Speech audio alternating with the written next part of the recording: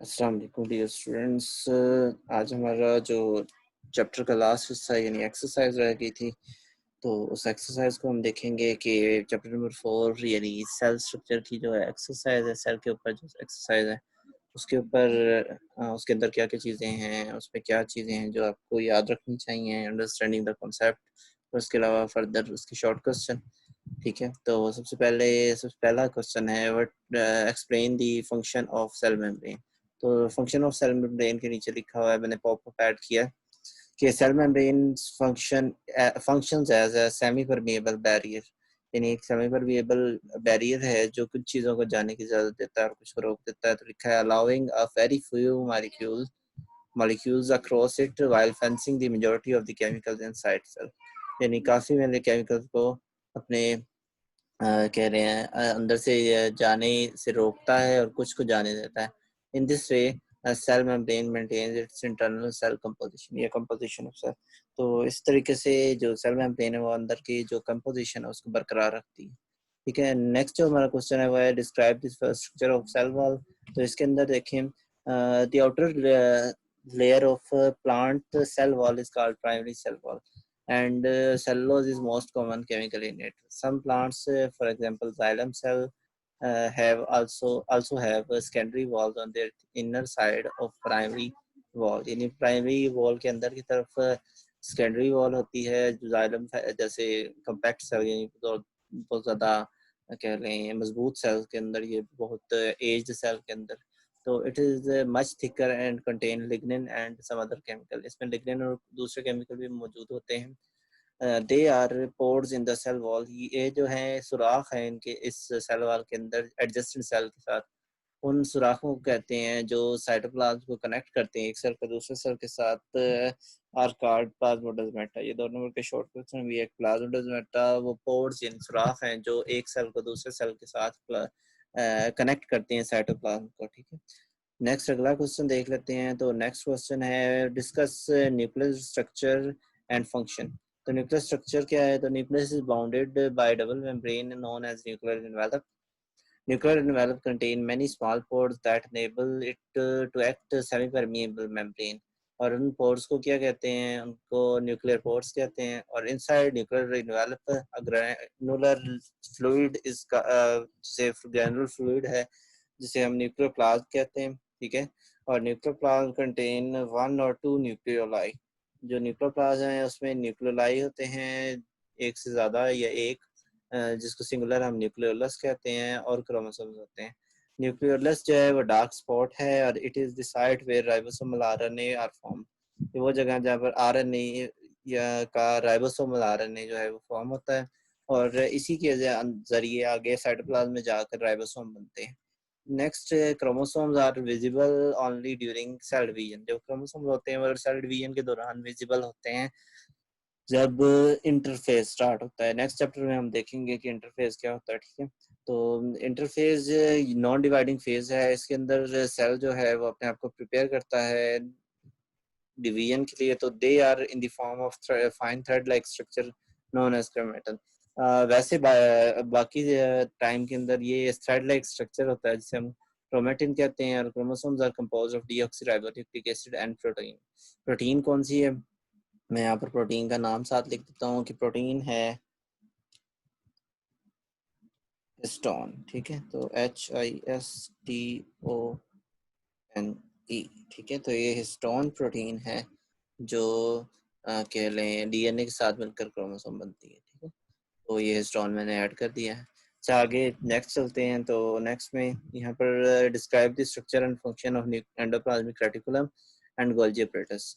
Endoplasmic reticulum और Golgi apparatus का जो फंक्शन है उसके अंदर सबसे पहले जो मेन फंक्शन जो है, जैसे यहाँ पर मैंने जो गोल्जी एपरेटस है उसका फंक्शन लिखा है कि इटालियन फिजिशियन क्यूमिलियो गोल्जी ने डिस्कवर किया था फ्लैटन सेल्स को, जो सिस्टर्नी कहा गया था।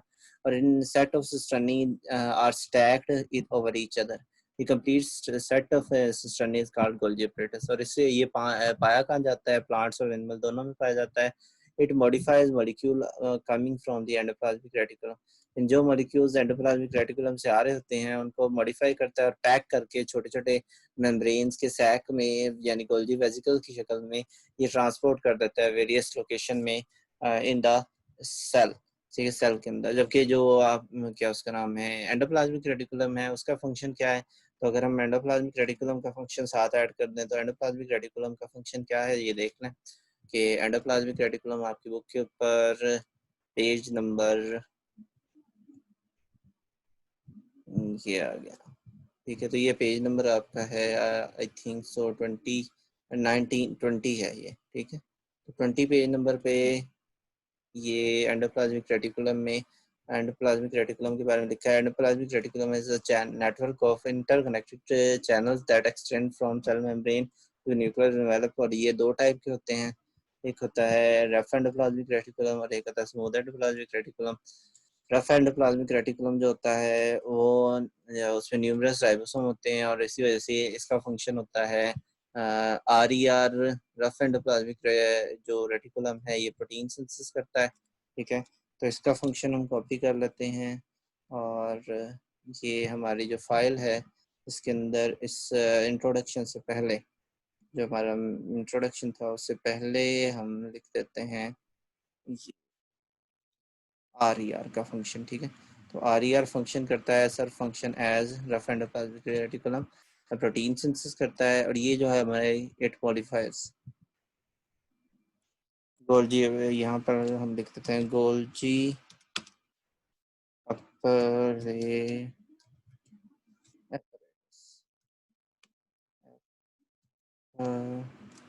apparatus, ठीक है। तो गोल्जी apparatus मॉडिफाइज करता है मॉलिक्यूल को।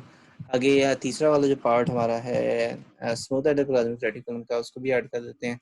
स्मूथ एंडोप्लाज्मिक रेटिकुलम का काम क्या है कि it detoxify the harmful chemicals that have entered cell. Cell के अंदर जो हार्मफुल केमिकल्स एंटर होते हैं उनको क्या करता है डिटॉक्सिफाई करता है। दूसरा लिपिड मेटाबॉलिज्म में भी यूज होता है transport of material from one part to the other part of the cell. तो जो एससीआर है यानी स्मूथ एंडोप्लाज्मिक रेटिकुलम है उसमें राइबोसोम कम होते हैं और हम लिख देते हैं इज इन्वॉल्व से आगे। तो यहाँ से यहाँ तक ये कॉपी करते हैं, इसको उस फाइल के अंदर जाके पेस्ट कर देते हैं ताकि हमारे एक नोट्स बनते जाएं साथ साथ। तो ये मैं यहाँ पर S E R smooth endoplasmic reticulum क्या करता है, तो वो ये करता है is involved in lipid metabolism and transport of material from one part to the other part, detoxify the harmful chemicals that enter the cell, ठीक है। ये है किसका फंक्शन एस सी आर यानी स्मूथ एंडोप्लाज्मिक रेटिकुलम का। नीचे Golgi का function जो है मैंने आपको पहले बता दिया। तो ये हो गया हमारा। उसके बाद नेक्स्ट अगला क्वेश्चन देख लेते हैं। तो लिखा describe the formation function of lysosome. Lysosome क्या है, तो रानी क्रिस्टियानी रानी रेने डी ने इसको पहली बार 20वीं सेंचुरी के मिड में डिस्कवर किया था और they are single membrane bounded organelles. Lysosome contain strong digestive enzyme, ये इसका फंक्शन है मेनली। ये जो क्या लें वर्क करता है for the breakdown of food and waste material during its function, यानी इसके फंक्शन के दौरान lysosome fuses with vacuole that contain the targeted material and its enzyme break down into the material, यानी जो इसके एंजाइम होते हैं वो टूट कर जो है तोड़ फोड़ दे करते हैं खुराक की जो भी है उसके रास्ते में टारगेटेड मटेरियल आता है, ठीक है। और ये फॉर्मेशन इसकी कैसे होती है, तो ऊपर इसके फॉर्मेशन का तरीका ये है कि जो एंडोप्लाज्मिक सॉरी गोल्जी बॉडी से जो सैक्स उतरते हैं गोल्जी वेसिकल्स उतरते हैं वही असल में ऐसे प्रोटीन्स रखते हैं जो प्रोटीन्स डाइजेशन करती हैं। तो असल में वो सैक्स ही कहलाते हैं लाइसोसोम्स, ठीक है। तो उनके जरिए तो इसको अगर हम पेपर देखें अगर बुक पे यहाँ पर लिखा हुआ है इसकी फॉर्मेशन का मेथड तो उसको हम यहाँ पर साथ ऐड कर देते हैं। ये लाइसोसोम आ गया और ये लाइसोसोम की फॉर्मेशन ये देखें दिखाई हुई है डायग्राम में कि ये गोल्जी apparatus है, ऐसे ये वेसिकल उतर रहा है और ये वेसिकल प्राइमरी लाइसोसोम है, इसमें डाइजेस्टिव एंजाइम है और ये फिर आगे टारगेट कर रहा है डिफरेंट वैक्यूल के अंदर मौजूद चीज़ों ये बाकी चीज़ों को, ठीक है। तो ये था लाइसोसोम का फंक्शन, ठीक है।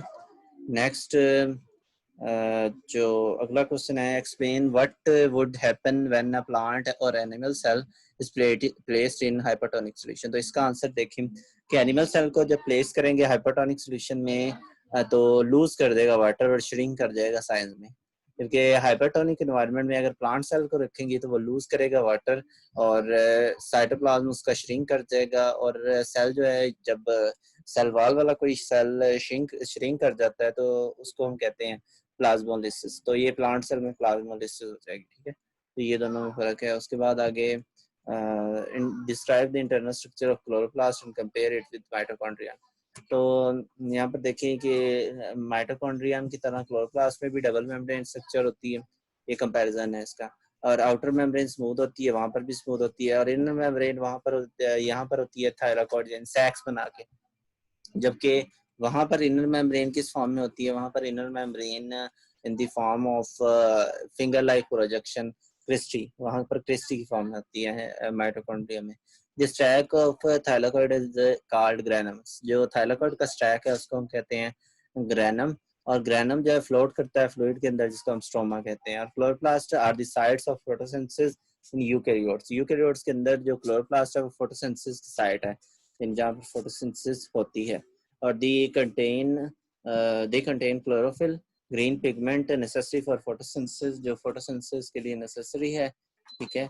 और उसके अलावा एसोसिएटेड पिगमेंट्स भी होते हैं, और these pigments are present in thylakoid और ग्रेना। ये ग्रेना या थाइलाकोइड के ऊपर मौजूद होते हैं। तो ये थी structure of chloroplast.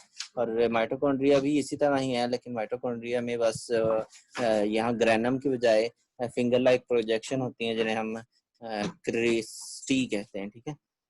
Next question है, explain the phenomena involved in the passage of matter across cell membrane. यानी सेल मेम्ब्रेन से क्रॉस करके जो मटेरियल आगे पीछे जाते हैं, उनके लिए मेनली कौन सा फिनोमेना होता है, तो वो ज़्यादातर ऑस्मोसिस का फिनोमेना होता है, जिसके मुताबिक movement of water across semi permeable membrane from a solution of lesser solute concentration to a solution of higher solute concentration, इसको हम ऑस्मोसिस कहते हैं। उसके अलावा यहाँ पर क्या क्या हो सकता है, अगर हम बात करें मटेरियल्स की इन द फॉर्म ऑफ वैक्यूल, तो पिनोसाइटोसिस साइटोसिस और phagocytosis phagocytosis.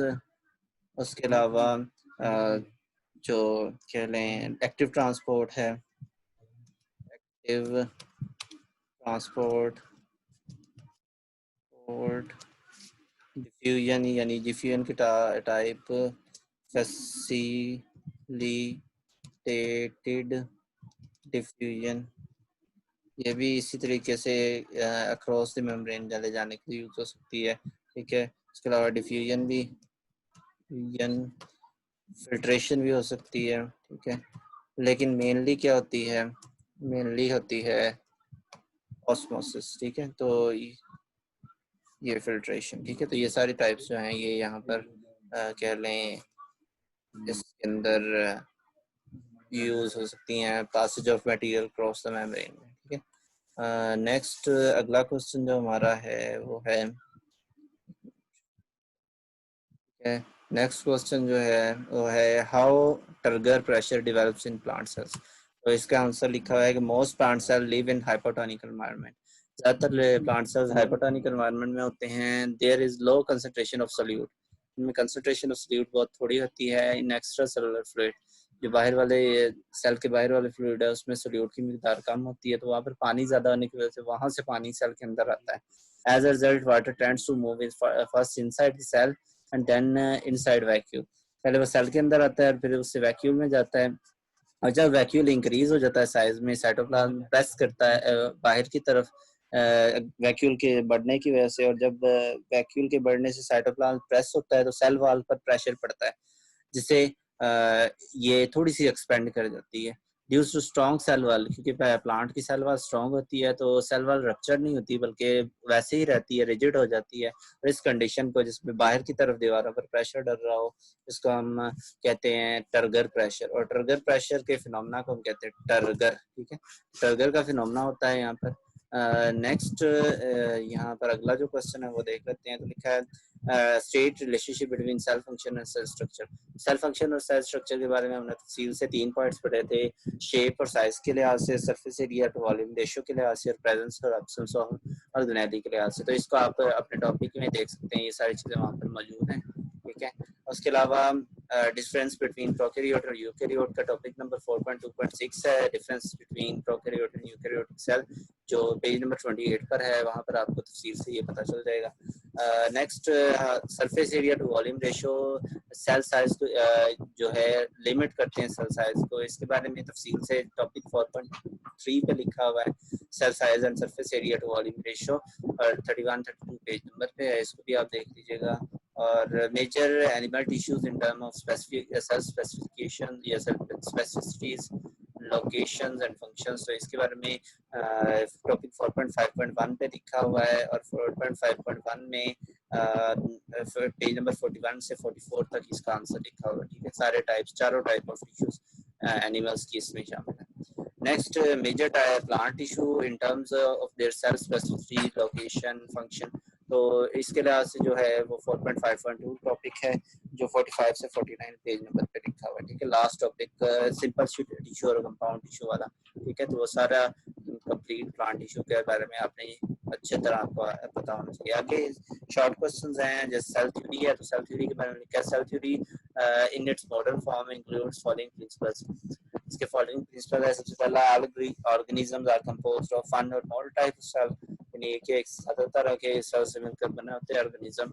Sales are the smallest living things, the basic unit of organization of all organism, यानी सेल जो है वो स्मॉलेस्ट लिविंग थिंग जो है सबसे छोटी यूनिट है ऑर्गेनाइजेशन का। और cell arises by only by division of previously existing cells, यानी पुराने सेल्स जो होते हैं उन्हीं से ही आगे नए सेल्स जो हैं वो फॉर्म होते हैं, जैसे एडोल्फ विर्चू ने कहा था कि ओमनिस सेलुला ई सेलुला। Next, what are the function of the leucoplast and chromoplast, इनके फंक्शन देख लें कि क्रोमोप्लास्ट जो है वो कलर पिगमेंट बनाता है और इसी वजह से ये presence in flower petal fruits में होता है। और फंक्शन इसका क्या है कि कलर देता है पार्ट्स को, पॉलिनेशन में हेल्प करता है, डिस्पर्सल ऑफ फ्रूट में हेल्प करता है। जबकि ल्यूकोप्लास्ट का जो है फंक्शन, ये कलरलेस होते हैं, ये स्टोर करते हैं स्टार्च, प्रोटीन और लिपिड को, ये पाए जाते हैं सेल के उन पार्ट्स में जहाँ फूड स्टोर होती है, ठीक है। ये आपने पीछे पढ़ा होगा। Next, differentiate between diffusion and facilitated diffusion, तो डिफ्यूजन जो है वो मूवमेंट ऑफ मॉलिक्यूल है from higher concentration to lower concentration अगर अलोंग द कंसंट्रेशन ग्रेडियंट, ठीक है। तो कंसंट्रेशन के फर्क को मद्देनजर रखते हुए हाई कंसंट्रेशन से लो कंसंट्रेशन की तरफ मूवमेंट मॉलिक्यूल्स की कहलाती है डिफ्यूजन। लेकिन अगर यही मॉलिक्यूल प्रोटीन के साथ किसी प्रोटीन के जरिए ट्रांसपोर्ट हो, transport of protein moves substance from higher to lower concentration, the process is called facilitated diffusion. तो इसको हम फैसिलिटेटेड डिफ्यूजन कहते हैं। रेट ऑफ फैसिलिटेटेड डिफ्यूजन ज्यादा होता है सिंपल डिफ्यूजन से, सिंपल डिफ्यूजन की निस्बत फैसिलिटेटेड डिफ्यूजन ज्यादा तेजी से होती है। नेक्स्ट आखिरी क्वेश्चन है, what is meant by hypertonic and hypertonic solution. Hypertonic solution जिसमें सोल्यूट कम हो, और हाइपरटोनिक सॉल्यूशन जिसमें सोल्यूट ज्यादा हो, और हाइपरटोनिक सॉल्यूशन जिसमें सोल्यूट कम हो, ठीक है। और दूसरे लफ्जों में ये भी कह सकते हैं कि हाइपरटोनिक सॉल्यूशन जिसमें जो वाटर है वो लेस हो, और हाइपरटोनिक सॉल्यूशन जिसमें वाटर जो है वो हाइपरटोनिक में वाटर एक्सेस में होता है, ठीक है। तो ये जो आपकी कह लें एक्सरसाइज की शॉर्ट और अंडरस्टैंडिंग दी जो आपके डेफिनेशंस कॉन्सेप्ट्स हैं उसके बारे में हमने आज कर लिया, ठीक है। नेक्स्ट यहाँ पर ये कुछ डेफिनेशन लिखी हुई हैं, ठीक है। तो ये डेफिनेशंस आप सिंपल के अंदर से देख सकते हैं, ये सारी डेफिनेशंस के आपको पहले आंसर बुक में मिल जाएंगे, ठीक है। और ये इसमें सारे आंसर तो मैंने तकरीबन आपकी एक्सरसाइज में बता दी हैं, कुछ जो नहीं है वो आप बुक के अंदर से देख लीजिएगा, ठीक है। आगे ये नीचे प्लानिंग और ये बाकी चीज़ें ये आपके कह लें प्रैक्टिकल या वैसे आपको बताने के लिए कि ये स्ट्रक्चर अगर आपको आते हैं, जैसे मैं ज़रा हाईलाइट कर रहा हूँ, तो यहाँ पर पहले नंबर पर पहले नंबर पर ये जो है ये न्यूक्लियस का न्यूक्लियर डेवलप है। ये छठे नंबर पर लाइसोसोम है, जो ये एक लाइसोसोम का सॉरी एक फेगोसाइटोसिस हो रही है, यानी सेल के अंदर चीज आ रही है।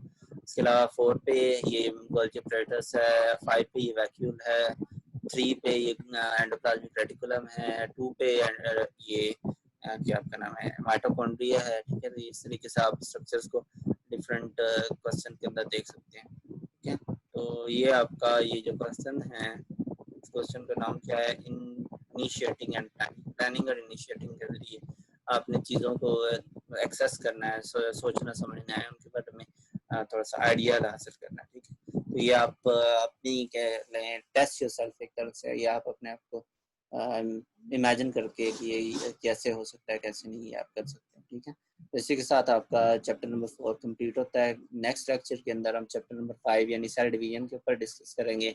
माइटोसिस मियोसिस क्या होती है, इंटरफेस क्या होता है, ये सारी चीज़ें हम सेकंड चैप्टर 5th चैप्टर के अंदर देखेंगे। ठीक है, तो इसी के साथ 4 चैप्टर कंप्लीट होता है। इसकी जो है एक क्विज़ है वो कल मैं आपको अपलोड कर दूंगा। कल जैसे ही क्विज़ अपलोड होगा तो यानी आपकी 14 तारीख को जो क्विज है आपका अपलोड हो जाएगा। उस क्विज के अंदर आपको जो एमसीक्यूज होंगे वो इस चैप्टर के रिलेटेड होंगे और आपने उसका आंसर देना है। ठीक है, चलो ओके, अल्लाह हाफिज़।